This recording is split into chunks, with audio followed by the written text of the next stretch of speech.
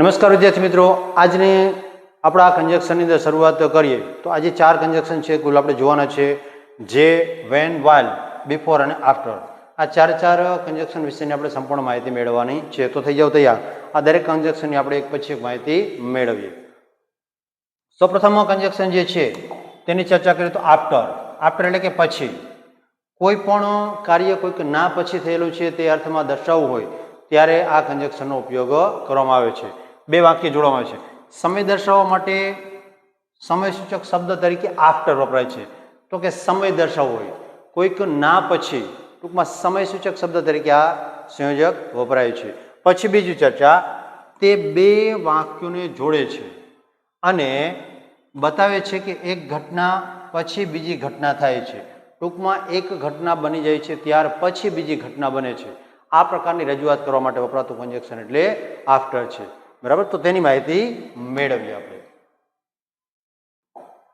તો સૌપ્રથમ તેની માહિતી મેળવતા જોયું કે આપણે બે વાક્ય છે તેને જોડવા માટે વપરાય છે. તો હવે તેના એક્ઝામ્પલ જોઈશું એટલે ખ્યાલ આવશે. તો પ્રથમ એક્ઝામ્પલ જે છે, the rain stopped, we went outside. તો શું કહીએ આપણે? The rain stopped.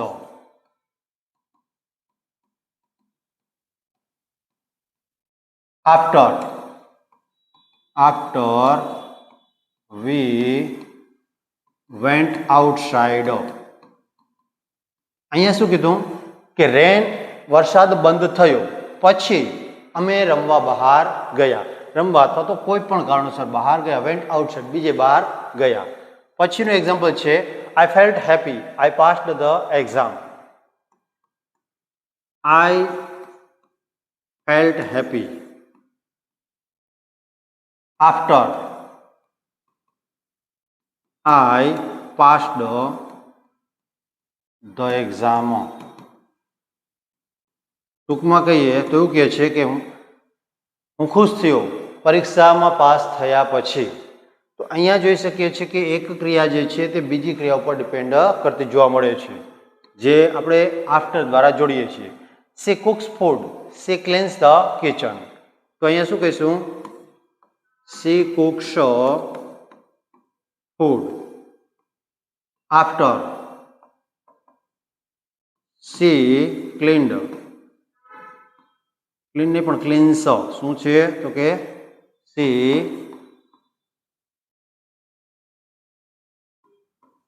she cleans the kitchen. આ પ્રમાણે.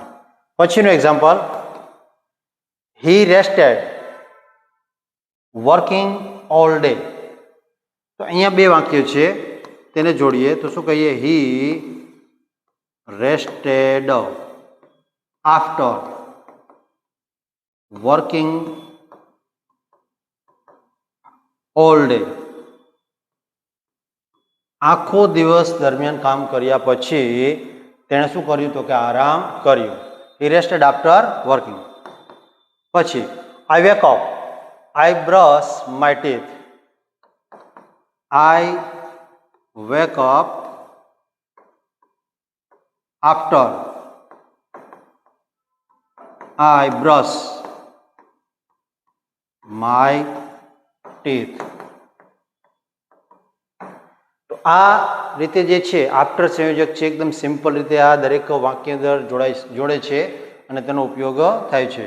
ત્યાર પછીના સંયોજકની ચર્ચા કરીએ તો તેની અંદર લઈશું આપણે તો કે બિફોર. આ બિફોર જે છે તે શું દર્શાવે છે તો કે કોઈ પણ ક્રિયા કોઈક ના પહેલા થઈ હતી તેવું દર્શાવવા માટે વપરાય છે. કોઈક ના પહેલા.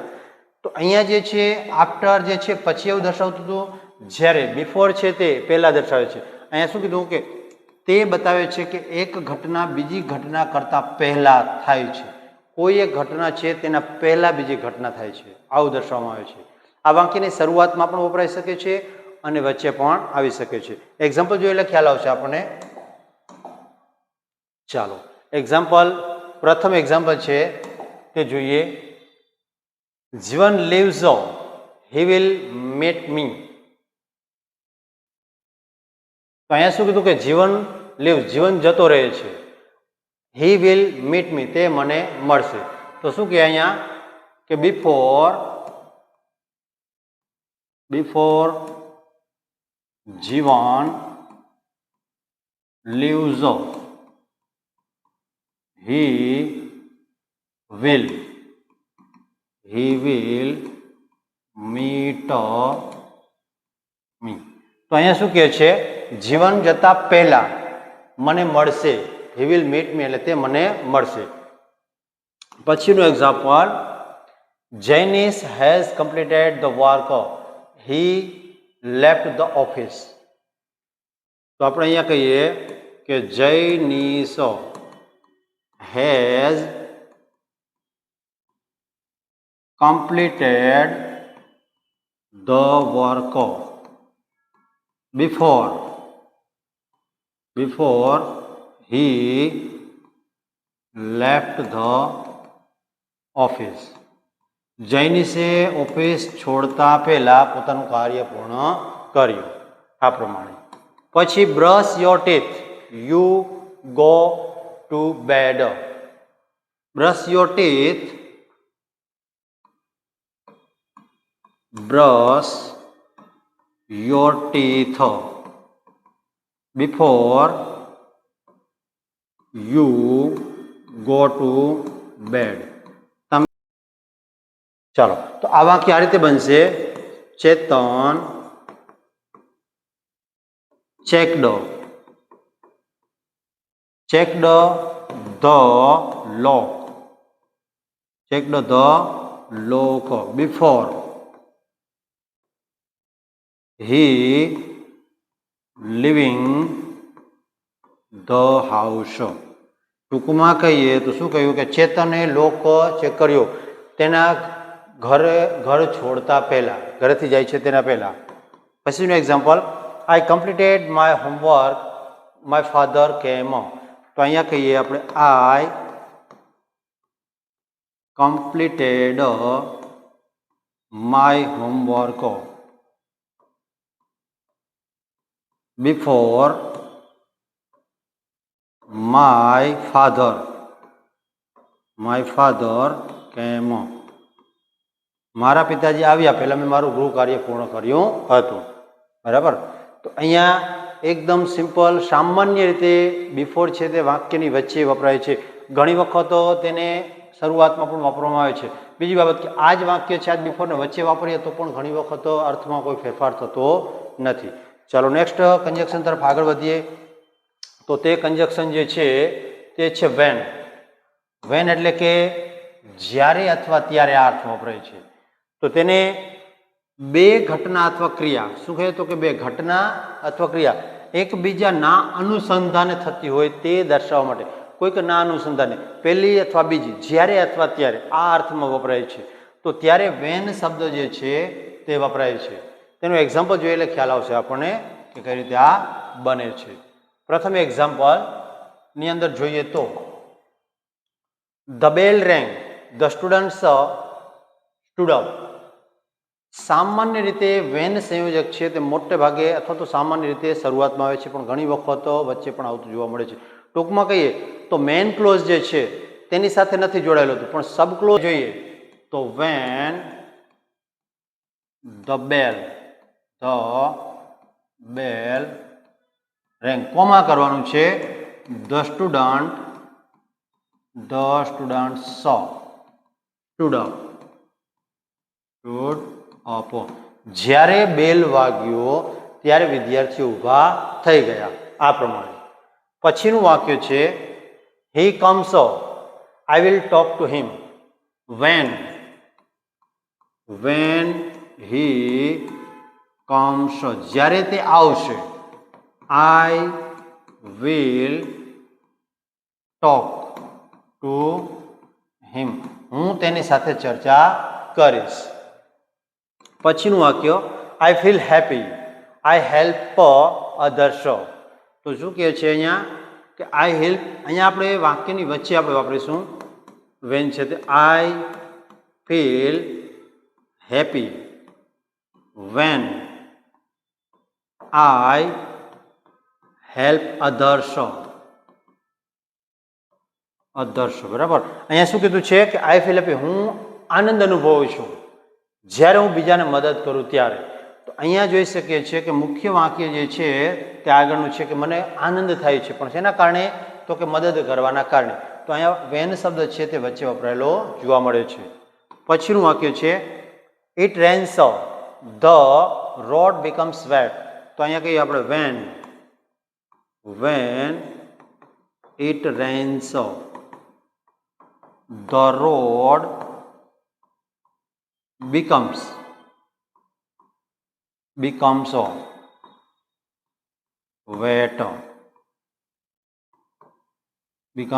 wet. ચાલો આ પ્રમાણે. પછીનું વાક્ય she was cooking the phone rang. તો શું કહીએ અહીંયા? when she was cooking the bell. બેલ ને પણ શું છે? ફોન, બરાબર. the phone rang. જ્યારે તેણી રસોઈ બનાવી રહી હતી ત્યારે ફોન રણક્યો અથવા વાગ્યો. તો અહીંયા આ વેન સંયોજક છે તે આમ જોઈએ તો સંયોજક એટલે કે આમ શરત સૂચક જે હોય છે, આવું થયું ત્યારે આવું થયું. ટૂંકમાં જ્યારે ત્યારેના અર્થમાં આ સંયોજક વપરાય છે. પછીનું સંયોજક છે તેની ચર્ચા કરીએ તો છે વાઇલ. વાઇલ સંયોજક છે તે પણ જ્યારે ત્યારેના અર્થમાં જ વપરાય છે. તો ફર્ક શું છે આની અંદર તે અહીંયા આપણે કેટલીક માહિતીને આધારે ખ્યાલ આવશે. તેનો ઉપયોગ મુખ્યત્વે 3 અર્થમાં થાય છે, માત્ર એક ને 3 અલગ અલગ અર્થમાં. કયા કેવા? તો કે જ્યારે અથવા તે સમય એટલે કે ટાઈમ દર્શાવવા માટે થાય છે, જ્યારે કે અથવા છતાં પણ એટલે કોન્ટ્રાસ્ટ એટલે કે વિરોધાભાસ દર્શાવવા માટે થાય છે, અને બીજું એ દરમિયાન એટલે કે two action at a same time. તો અહીંયા શું કહે છે કે કોઈ પણ 2 ક્રિયાઓ થાય છે એક સાથે ત્યારે આ દર્શાવવા માટે વપરાય છે. તો અહીંયા આપણે જોઈ શકીએ છીએ કે જ્યારે 2 ક્રિયાઓ એક સાથે થઈ રહી હોય કે જ્યારે 2 ક્રિયા છે, દાખલા તરીકે એમ કહીએ કે હું ભણી રહ્યો હતો ત્યારે તમે ભણી રહ્યા હતા. તો આ પ્રમાણે એક ક્રિયા અને બીજી ક્રિયા બંને એક સાથે બની રહી છે. અથવા તો હું જમી રહ્યો હતો ત્યારે મમ્મી રસોઈ બનાવતા હતા. તો આ પ્રમાણે 2 ક્રિયા એક સાથે બને છે. પછી 2 વિરોધાભાસી વાતોની તુલના કરવા માટે, જ્યારે હું આવ્યો ત્યારે કંઈક થઈ ગયું હતું. તો આ રીતે 2 ક્રિયાઓ જે છે તે વિરોધાભાસ દર્શાવતી હોય ત્યારે. પછી એક ક્રિયા ચાલતી હોય ત્યારે બીજી ક્રિયા થાય. એક ક્રિયા જ્યારે ચાલુ છે તે સમય દરમિયાન કંઈક બીજી ઘટના ઘટે છે. જ્યારે હું જમી રહ્યો હતો ત્યારે પપ્પા આવ્યા. તો આ પ્રમાણે મારે જમવાની ક્રિયા ચાલુ છે ને તે જ સમયે પપ્પાની એન્ટ્રી થાય છે. તો એ 2 ક્રિયા એક સાથે. તો આ પ્રમાણે આ 3 અલગ અલગ રીતે આ સંયોજક વપરાતું જોવા મળશે. તેના એક્ઝામ્પલ જોઈએ એટલે ખ્યાલ આવે આપણને. ચાલો તેનું પ્રથમ એક્ઝામ્પલ છે તે તો કહીએ she was singing, I was listening. તો શું કે while she was singing, I was listening. આ પ્રમાણે. ત્યાર પછીનું example it is easy, it is time consuming. It is easy, it is time consuming. While શું કહીશું અહીંયા? while it is easy, it is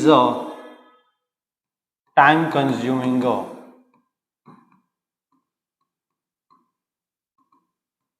આ પ્રમાણે. પછીનું example he slept, others worked. while he slept, comma કરીએ others worked. જ્યારે તે ઊંઘતો હતો ત્યારે બીજા કાર્ય કરી રહ્યા હતા. આ પ્રમાણે. પછીનું વાક્ય I agree with you, I have a different opinion. કે I agree with you while I have a different opinion.